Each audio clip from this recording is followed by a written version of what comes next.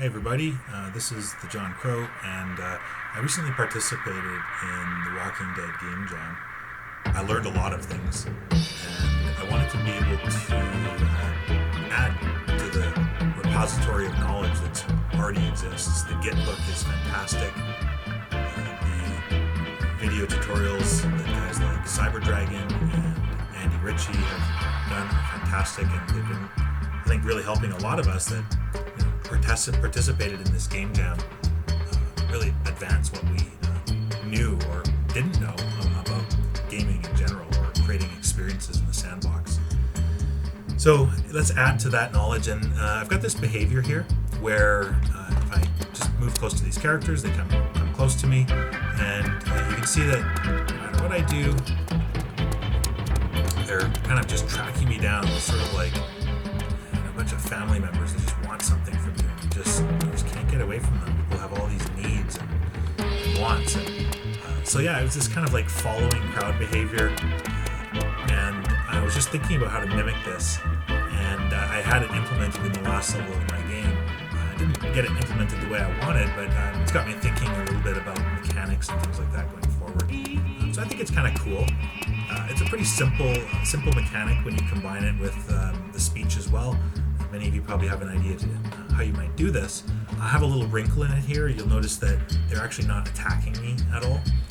They are in idle positions, even though they are displaying the attack symbol, where they should actually be attacking me. So we can talk a little bit about that as well. So how did I do it? Well, I'm basing a lot of what I've been doing off of, again, people that I've been following on YouTube over the last month or so. This is how long I've been doing this now. And guys like CyberDragon were using a lot of kind of innovative kind of rigging techniques that I recognize. I'm not sure if they have backgrounds in 3D at all, but it wouldn't surprise me if they do, or, you know, I'm not too sure about their backgrounds outside of the sandbox. So anyways, what I would do is I'd grab a couple of kids here. So I've got this kid Rodney that I built. He's one of the kids of one of the survivors that's kidnapped by the Walker clan that I build into my story in the Walking Dead jam.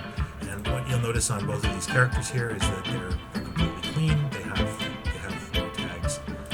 The one thing that I've done is, back in voxEdit, pulling up a different character here, is I've refined the attack 01 clip. So when you are in voxEdit here, there we go, I'm trying to get my pen up, the attack 01 clip is what's played when a melee behavior is applied to your character. And I know from what's been released right now is that it's just a basic attack, and of course there's a whole load of them that you can use. Back in voxEdit, when you look at a standard avatar, you know, there's these 5 different attacks, and these are for variations of the heavy attacks or the combos, those kind of things. So what's interesting is I believe you can actually take into account these as well, and just modify them, and you can do some interesting things when you combine it back with the utility of the game maker. And that's the way I'm going to approach this. So all I did was I found the idle 01. What did I just do there? There we go. And I'm just going to scroll. It's probably a little bit safer. So there's the idle 01. And if I play the idle 01, it's just a 2-second standard loop. Nothing special about it. But if you look at my attack 01, it's the same action. So we look at attack 01, doing the exact thing. Attack 02, of course, is the character attacking. And I think I might be missing one of the fill actions in here, but this kind of gives you the idea. So all I did was I take idle 1 for this particular instance of the character. You want to have a backup of this, of course, and I literally have to stop your animation. I just duplicated the animation. I called it, I think the last attack I have is attack I'm just going to call it attack 10 for now. I don't think there's an attack 10, so it'll be the kind of the last one. So I duplicated my idle. It's sitting right here now, called attack 10. And if I can replace attack 01, so in the real avatar, attack 01 is some sort of a lunge sword attack, you're just replacing it. So I would rename attack 01 if this indeed was one that wasn't working. and I would call it, attack. I think 08 was what I had there. It should be 07.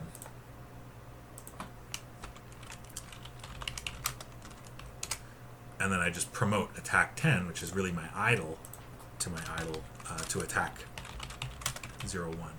So it's a simple little trick, but it kind of really helps when you want to get this kind of behavior. I'm sure you could probably do this with maybe a healing behavior as well. This is just the way I thought of tackling it. Then of course you have to export your character.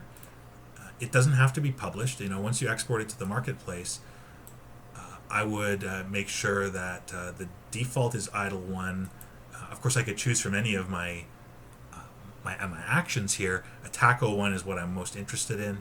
That's what's going to get triggered with the melee attack. So now when I publish the character, first of all, and then I wait a couple seconds and I bring it into the game maker and bring the character in. And back in the game maker now, I'm just going to apply a couple of behaviors to them. So I mentioned the melee attack, so we can now set up the melee enemy behavior. We'd want to change a couple of things on it. So edit for both of the characters. So the characters are set to attack the avatar, which is great. The chasing zone, depending on what you're trying to do in your experience, if you're, maybe it's kids chasing your dad all over town, maybe you want that chasing zone to be greater, and that's going to depend, of course, on the land you have and the context of your characters.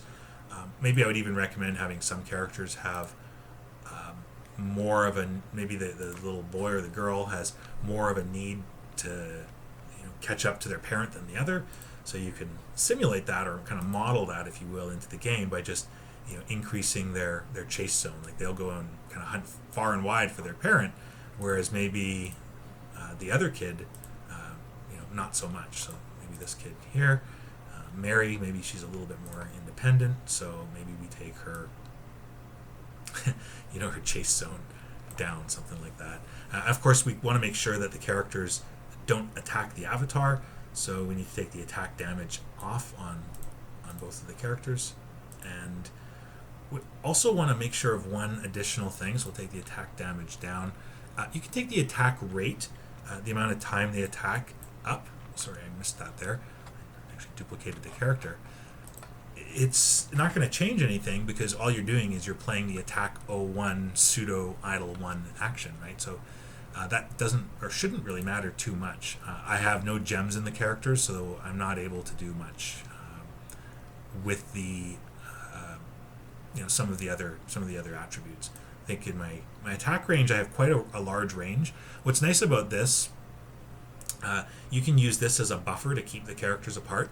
I notice if you were to take the attack range to 1 on both of them and then play it back, you're going to get a lot of overlap of the characters. Let's see if that works. Okay, so the characters are going to come at me. They're not going to attack though. Let's see if I can't get them to... Come on, boys. There we go. Come on, overlap. So right there, they're kind of overlapping. He should go into a walk pretty quickly. I'm not sure why he's still triggering that. Oh, another kid's come up as well too. Oh no, there we go. So what I've got actually going on, they're still not doing too badly. If I wasn't setting this up properly, they should be overlapping when they stop. I have some other characters over here. Let's go check them out. They're all kind of wandering around. Let's see if I can't go pick them up. And you can kind of see they're asking for some money, and there's one kid that wants their dad. We can go back and pick these kids up again. They're going to come at us. Again, they're still not overlapping, but they're not attacking, which is good. For the kids that are inquiring or have some kind of need of me here, we could just modify one of these commands, one of these characters pretty quickly, and I would take the character and add a speaker component to it. And what's nice about the speaker component is it has the radius from the character a certain distance out towards the avatar. I think that's limited by the gem I have on this character. So instead of using a display condition, I'm going to use the detect entity, and the default on the detect entity is to detect the avatar tag. I'm limited to a distance of 4. So from the NPC outwards, I have 4 units in which it'll speak to me. And so I could say, can I borrow $5? And maybe on the other character, we can add the same kind of logic, add another speaker component. Instead of waiting for a message, we would detect an entity. And maybe this character doesn't really want to speak to me unless he's pretty close, or unless she's pretty close, I should say. And so in that case, I don't know, I miss you, Dad, come home. That was my kids during the during the game jam. Where are you, Dad? So yeah, that works out pretty well. There was one other thing you could check off on here, and maybe in Mary's case we can actually increase that search range. They weren't really that interested in finding me, so I'm gonna just make it so that I don't have to work too hard. Let's open that up as well. Maybe not quite as much. One of the other attributes that you could enable was on the speaker component, where you're detecting the avatar, is to look at the player. Normally this is like an aim vector I'd think about in computer graphics. So I believe it would be taking the character's z-axis and aiming it at the center of the player's avatar. But I believe this is already done inside of the melee enemy attack. I think that's done automatically. So if I hit play now, I check this out, they should be interested in me. They look like they're circling me to attack. You can see here, though, in this case, one of them is wanting to borrow money from me, but I've actually pushed them too far away. Sorry, kids, I pushed you away from me. And in this case, I maybe just tone down that attack range again. So if I put one of them to like 2, and oops, and keep the other at say 3.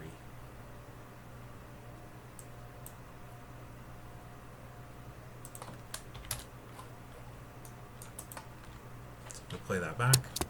They come at me, and now they kind of stay at a healthy range. I don't know why this kid runs away. He shouldn't run away. Maybe he's just there. We go. He's just kind of undecided there. There we go. He comes at me there. It really comes at an angle, though. You know, they kind of look like they do want to attack you in many ways, but you know, isn't that kind of the way of kids? You just never know. Okay, well, I've started to draw some attention. People really want a lot of me here, and I think I need to get out of this. Oh no. All right, enough for now. Hopefully that helped some people. My name is John Crow, and I will talk to you later.